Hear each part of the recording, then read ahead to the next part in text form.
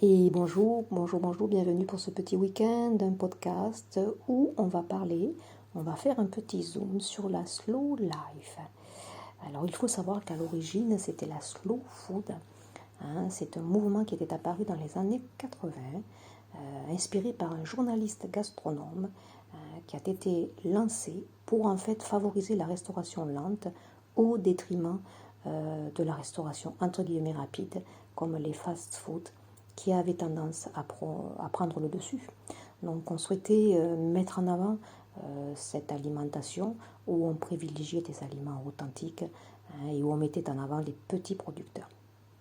Donc voilà, c'est un mouvement à l'origine qui était fait donc, au niveau de la nourriture. C'était la slow food. Donc à l'heure actuelle, c'est tout simplement la slow life. C'est un art de vivre.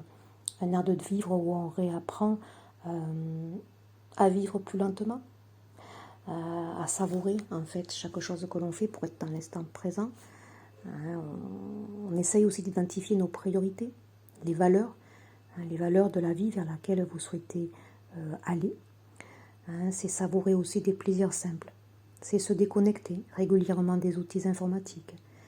C'est consommer, comme on l'a dit, des produits durables, sains, authentiques, élaborés le plus localement possible.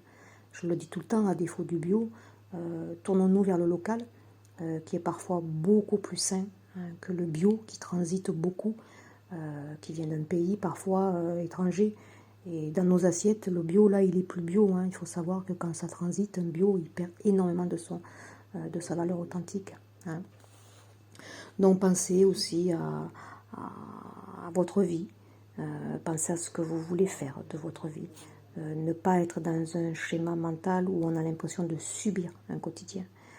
Trouvez aussi son rythme idéal, pas celui qu'impose la société. Et puis surtout, prenez soin de vous. C'est ça la slow life, c'est prendre soin de soi, de ceux qui sont autour de nous. Ça c'est très important. Et puis redonner du sens et de l'équilibre lorsqu'on sent peut-être qu'on n'est plus dedans, qu'on frôle le burn-out, on se lève le matin mais on fait les choses par automatisme, on n'a pas cette joie de vivre, on n'a pas une impulsion. Donc voilà, la slow life, donc c'était le week-end. Je pense que c'est très approprié au week-end, aux vacances. Déjà le week-end on se déconnecte. Au lieu de faire un petit déjeuner classique, pourquoi pas faire un brunch. Donc ce sont les vacances aussi. On est vraiment à l'opposé, on n'a plus de rythme au niveau de l'horloge. Voilà, on mange à l'heure qu'on a envie, on déconnecte.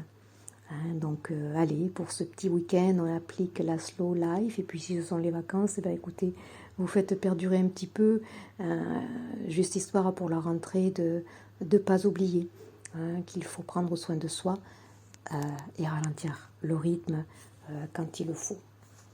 Allez, un excellent week-end à vous. À très vite pour un prochain partage. Au revoir.